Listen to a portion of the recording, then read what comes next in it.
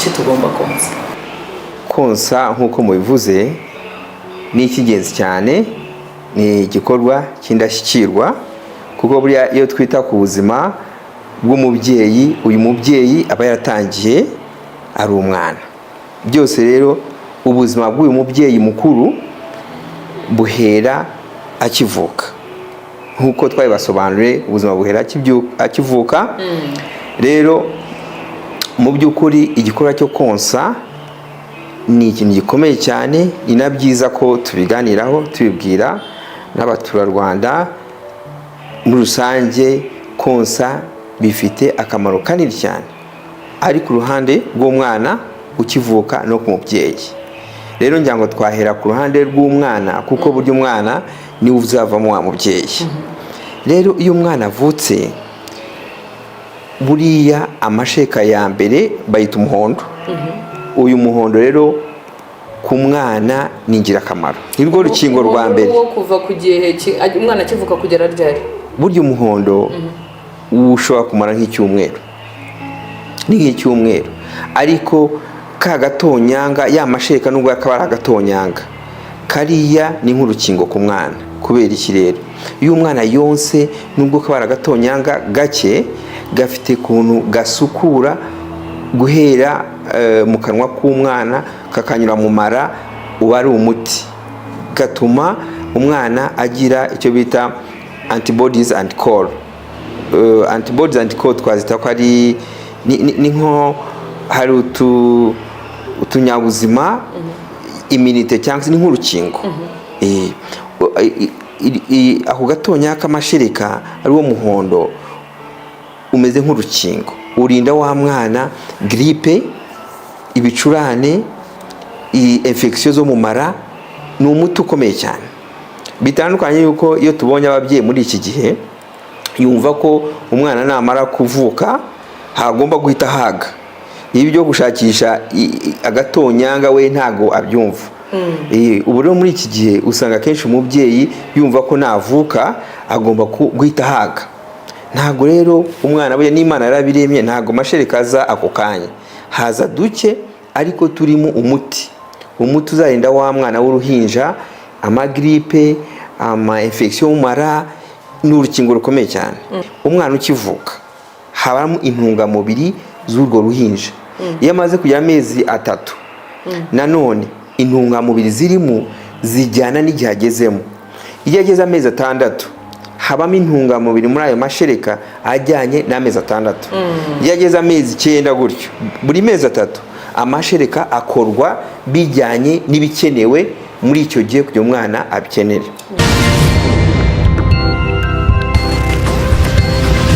Icyumvikana cyo umwana ntago aba akwiriye kugira akantu avangirwamo, nkuko mwarimu bikomojeho. Hari umubyeyi ubyara yabona wenda umwana atarimo gukurura ngo anywe ahage, akagira ngo wenda ni ikibazo. Ariko hari indi myumvire nanone yo kuvuga ngo kugira ngo umwana atazarwara icyo mu nda, ngo ikintu umubyeyi wamuhayeho cya mbere, bibe mu karu, bibe potage se, ngo ugomba gufataho ugahaho umwana ku kayiko, ngo mu rwego rwo kumukingira. Iki kintu mwebwe nk'abahanga mu buvuzi mubivugaho iki?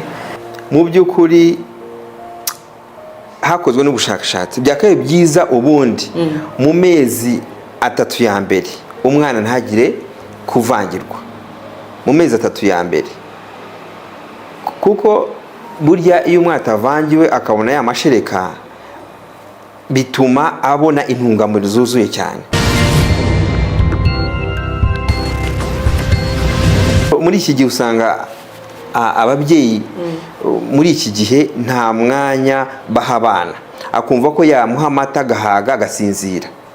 Mu by'ukuri n'ubundi iyo umwana anyweye amata arasinzira, ariko nta ntungamubiri aba afite.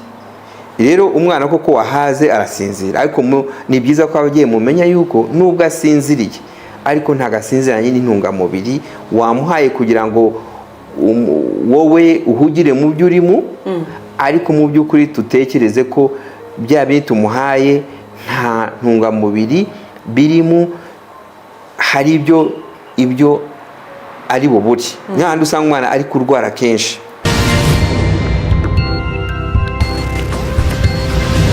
Tugiye kuri iki gikorwa noneho cyo konsa. konsa neza ni ukubifatira umwanya cyangwa ni uko wenda umubyeyi abona ko ibere rimwe umwana araryonsa ararihumuje? ubundi ni byiza ko niba umubyeyi uri konsa umwana muhe iminota ari ku ibere rimwe, hashe nk'iminota 30 ari ku ibere rimwe, umuhe n'irindi. Wihutira kumva ko umukuru vuba ngo ajye umwana, kandi buriya konsa ntabwo bivuze ngo umwana ahita haga. Umwana burya amara burya igifu cy'umwana kiba ari gito. Nanone iyo umuhaye byinshi, we umwana burya we ntashobora kwibwiriza ngo arahaze, kandi n'umwana iyo arize ntabwo arira ngo nuko ashonje. Rero ufata umwana umushyire ku ibere muri kumwe nk'iminota 30, ufate n'indi iminota 30 afate n'indi bere, arihumuza agacya afite gafite intungamubiri. Rero ubu dusigaye ababyeyi bafite stress ko umwana agomba guhaga, ngo yaranze ukamushyira muri kovezi kubyibuha. Kandi burya kubyibuha ni ushobora kuba umwana abyibushye ariko nta ntungamubiri afite muri we, atararinzwe. Kuko buriya ubushakashatsi bwagaragaye yuko konsa umwana bimurinda za obesite, umubyibuho udasanzwe, bimurinda za asima, za diyabeti. Uhura byumva yuko natwe nk'ubu dufasha nk'abantu babuze urubyaro, iyo umwana afite umubyibuho udasanzwe ari umukobwa akagenda akura, bimuviramo obesite, ugasanga umwana yagize umubyibuho w'umukobwa udasanzwe, bigatuma atajya no muri ovirasiyo, akarwa n'amadiyabeti. So byagaragaye ko umwana iyo yonse neza bimurinda kurwara imisonga, za diyabeti, umubyibuho udasanzwe n'indwara nyinshi. Reka noneho turebe ku mubyeyi, kubera ko ku mubyeyi ku rundi ruhande ubundi umunyarwanda aravuga ngo ntawe utanga icyo adafite. Rwa rukundo agomba gutanga, wa mwanya agomba gutanga, bibaye hari umumaro runaka bifite ku mubiri nyirizina cyangwa se kuri wa mubyeyi nyirizina, banza yabyumva cyane birushijeho wenda uko ari bwumve umumaro bigirira ku mwana we. Umubyeyi wonkeje neza, wafashe umwanya we akonsa umwana yonse atavangiwe, hari ikintu bifasha umubyeyi nyina w'umwana. Burya wa mwana niwe uzaba wa mubyeyi. Ni byiza cyane iyo ushaka ko umwana wakura neza, azagira inshingano za kibyeyi, no kuba waramufashe neza akonka, n'umugabo nawe iyo yonse neza koko aba nyawe. Murabyumva? N'ibyururizo ubona biza muri iki gihe, biza za covid n'izindi, iyo zasanze wa muntu yarakuze ataronse, wa mubiri ntabwo warubatswe ufite fondasiyo ikomeye. Nibwo burinzi rero dushishikariza ko abantu bagomba konsa rwose, ntibumve ko hari ikintu cyasimbura amashereka y'umubyeyi. Rero iyo tugarutse ku mubyeyi, buriya iyo umubyeyi yonkeje, icya mbere bituma atagira, burya hari ababyeyi babyara gahita ava. Iyo ubyaye uri umubyeyi urabona ukuntu nyababyeyi bayagutse gutya. Rero iyo ubyaye ukeneye ko ya nyababyeyi isubira mu mwanya wayo igakomera. Iyo wonkeje rero ya nyababyeyi irakomera bikakurinda kuva. Burya abadamu kenshi bibasirwa no kuva mu masaha 24. Rero nk'umubyeyi dushishikariza n'abaganga bagenzi bacu ko bajya bashishikariza ko umubyeyi yonsa mu masaha make akimara kubyara. Ntutandukanye wa mwana ngo mutandukanye n'umubyeyi, bituma umubyeyi murinda kuva, nyababyeyi kiyegeranya igakomera. Niyo mpamvu benshi iyo bari konsa, cyane cyane nka tubwira n'abakobwa cyane n'abamama bateganya kubyara bwa mbere, ugomba kumenya ko iyo wonkeje urababara, ariko n'ubabaye umwana we mwigizayo biragufasha kutava cyane, kandi kuva cyane bihitana ubuzima bw'ababyeyi mu masaha 24. Ukiri kuri icyo kintu, kuki iyo umuntu yonkeje umwana bwa mbere akimara kubyara, kuki akenshi umubyeyi agira ububabare bujye gusa neza cyangwa se busa neza na cyagiye kigise? Burya iyo umubyeyi akibyara umwana wa mbere, benshi bararibwa, ariko ni kwa kundi bataramenyera konsa, ariko nta nyababyeyi ibirimo kwegerana. Mu kwegerana kwa nyababyeyi rero wa mubyeyi aba atarabimenyera, bari ubwa mbere bimubayeho aba atarabimenyera rero akumva aronkeje akumva narariwe undi atabizi rero afata wa mwana akamwigizayo ndababara mube mutwaye uyu mwana ariko ntamenye yuko kwa kuri mu kuribwa niko nyabyeyi yiyegeranya niko bikurinda no kuva kuko burya ushobora kwisanga no mu Rwanda umubyeyi umwe ku munsi ahitanwa no kuva burya kuva nicyo kintu gihitana ubuzima bw'ababyeyi cyane rero ni byiza ko umenya ko wa mwana iyo umushyize ku ibere bihita bifasha wa mubyeyi bikamurinda kuva ni byiza cyane kuribwa rero ni uko wa mubyeyi aba abyaye umwana bwa mbere atazi uko bigenda ariko ni byiza ko babimenya mubimenya ko riri konsa bikurinda kuva kandi kuva bihitana ubuzima bw'umubyeyi mu masaha 28 yakimara kubyara ikindi gifasha umubyeyi bituma umubyeyi atigunga burya hari ukuntu umubyeyi amaze kubyara agiramo agahinda kwigunga stress ugasanga umuntu arajunjamye akimara kubyara akumva akagira umwiryane akumva adashaka abantu ariko mwe mwamureba mukagira ngo nuko adashaka kubegera hari ukuntu mufata ariko bya iyo umubyeyi akimara kubyara ukamugeza wa mwana agira urukundo rugatuma atigunga atanga abantu ubu hari igihe umubyeyi ashobora kubyara ukabona abantu baramubona nkaho yahindutse bamwe bakagira ngo no kwiyemera kandi ari ukwigunga iriya depression ya nyuma yo kubyara iterwa n'iki depression bayita gute mu Kinyarwanda n'agahinda urakoze cyane ako gahinda rero abantu bashobora kumubona bamusuye bakagira ngo ni ukwiyemera ariko ni agahinda gashobora kuba kavurwa nuko umuhaye umwana akamwonsa icyambere gashobora guterwa yuko wenda mutamuhaye umwana we ngo agaragaze urwo rukundo cyangwa se biterwa n'ukuntu kondisiyo yari arimo mbere ukabyara nta rukundo wenda yabonye ku mugabo we cyangwa se atari hafi n'umugabo we n'umurwaza ariko iyo yegereye wa mwana kagahinda karashira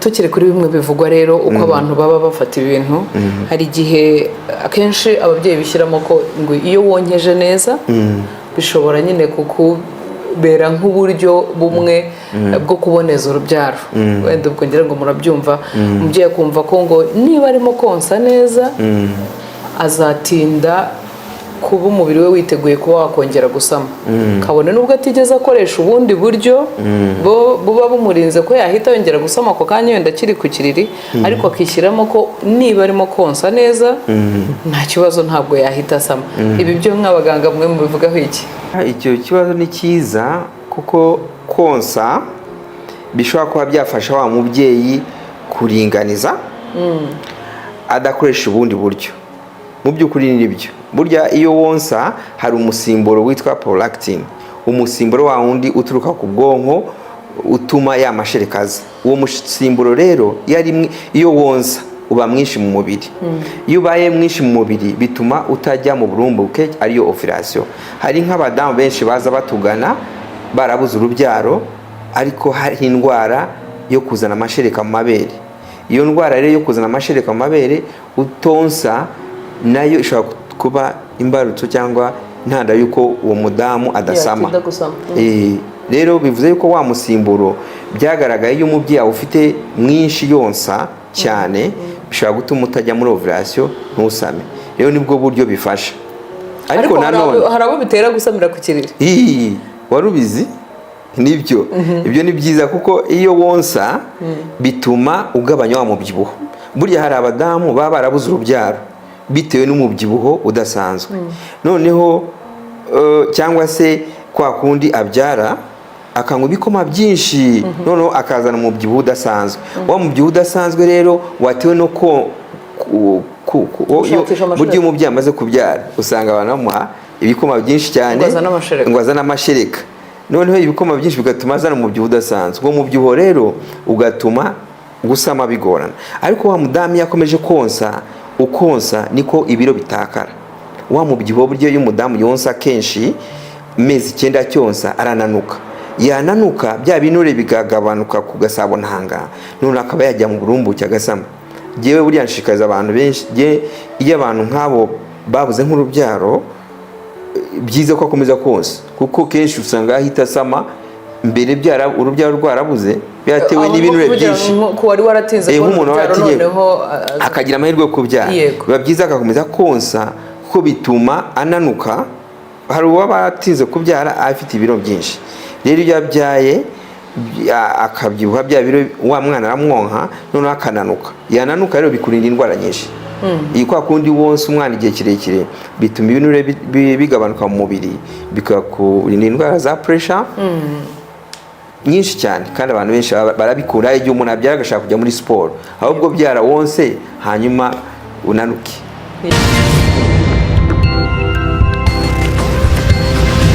Nkuko rero muganga akomeje kubidusobanurira, Dr. Mwisige ati konsa neza bishobora kuba byakurinda umubyibuho ukabije, kabone n'ubwo wenda abantu bazi ko iyo bari ku kiriri ngo bafate ibiro cyangwa se biyongera ibiro, ahubwo iyo wonkeje neza ushobora kugabanya ibiro. Ikindi gikomeye cyane, konsa ni urukingo. Ayo mashereka ni urukingo ku mwana, hanyuma nyuma ya buri mezi 3 haba harimo intungamubiri zijyanye n'ikigero umwana agezemo. Reka noneho rero tujye ku kuba konsa ubwabyo ni umugisha. Konsa ni umugisha, ari umwana biramufasha, ari nyina biramufasha, ariko ko hari igihe noneho umubyeyi ahahamuka bitewe nuko cyane cyane biba ku babyeyi babyaye bwa mbere barimo konsa imvura, kenshi bagira igisebe ku moko. Biba byatewe n'iki? Burya rero iyo umubyeyi amaze kubyara ari ubwa mbere ntabwo bimworohera, hari igihe bamwe bibagora konsa, ariko nanone tugomba kuba hafi bababyeyi bakimara kubyara bwa mbere. Hari igihe abyara akagira kagahinda rero ni ukubyitondera. Kagahinda agiye konsa bwa mbere bishobora gutuma atakomeza konsa wa mwana, agataka ko ababara ku moko. Ni byiza ko tumuba hafi tukamwereka urukundo akimara kubyara, kuko hari agahinda burya ku bwoko butandukanye. So ni byiza ko hari abagira udusebe koko, ariko hari n'ushobora kuba yumva atonekara. Tuba dusebe rero hari mikrobe, burya hari mikrobe zikunda kwihumuriza amashereka. Na mbere yuko rego umubyeyi abyara hari igihe ibere ritangira kwikama. Uko ibere ryikama ari hafi kubyara, hari utumikrobe tuhihumuriza, tukaza tukahakurira. Noneho twahakurira tugatuma hasa nkaho hazaho utuntu hagakomereka, rero hakoroha cyane. Wa mubyeyi rero akababara, nkuko buryo umuntu ashobora kwiborosa mu kanwa akazanamo amaraso. Na wa mwana ajya afata kuri ya muko yagiye utumikrobe duke hakazaho udusebe. Ari n'igihe udusebe tuza mu minsi nk'ibiri nk'itatu, ariko byatewe na ya mashereka aba yumiyeho, utumikrobe tukaza tukahajya. Utumikrobe ni twa yeast infection zikunze kuza nko kubona ku ruhu rw'umuntu haza ikintu kimeze nk'icyumweru bagita igikoroto cyangwa ifaranga. Nacyo kiza ku moko rero, ariko biravurwa. Ntuzacutse umwana ngo nuko hari umudusebe. Hari n'abandi bagira imoko ariko zitagaragara. Ni byiza haje utumashini, nk'umuntu uri nko mu cyaro cyangwa se ahantu, ni byiza ko haje imashini. Ariko utanafite n'imashini ushobora gufata n'urutoki ukajya uyizana ya moko buri kanya ukimara kubyara. Ntutegeze ko umwana ya moko ayikurayo. Niba uri umubyeyi umaze kubyara ukabona imoko yawe ntigaragara neza, rifate n'urutoki ujye uyikurura buri kanya, umwana yazayifata ubona iri kuza.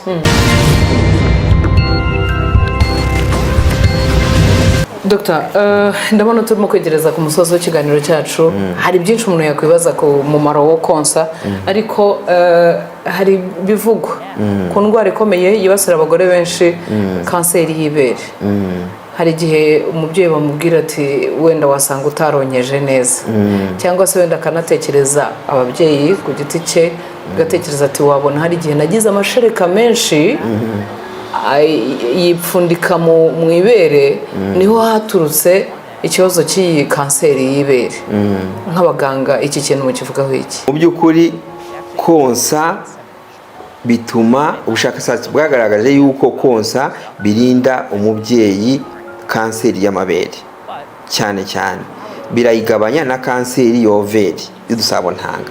Gute rero nkamwe mutari abaganga buriya kubisobanura, iyo wonkeje kenshi ni kugabanya wa musimburo wa estrogen mu mabere yawe no kugoveri, bigatuma estrogen igabanuka. Ni byiza rero ko mumenya ko ari akamaro keza ko konsa, bigabanya ya misimburo iyo yatuma ba expose kuri breast cancer. So byagaragaje ko ubushakashatsi ko konsa bikurinda kanseri y'amabere na kanseri y'overi y'udusabo ntanga. So ni byiza cyane, nta kuntu bisa ku mubyeyi wonsa rwose. Kandi hari abantu wenda ashobora kuba yaratinze nko kuba yabona amahirwe yo kubyara, we ayo mahirwe yo kuba atarabyara kandi ashobora kuba yagira risike za breast cancer cyangwa kanseri y'amabere, ni byiza ko yisumisha hakiri kare cyangwa akajya anakora na siporo, nabyo bituma wa musimburo wa estrogen ugabanuka.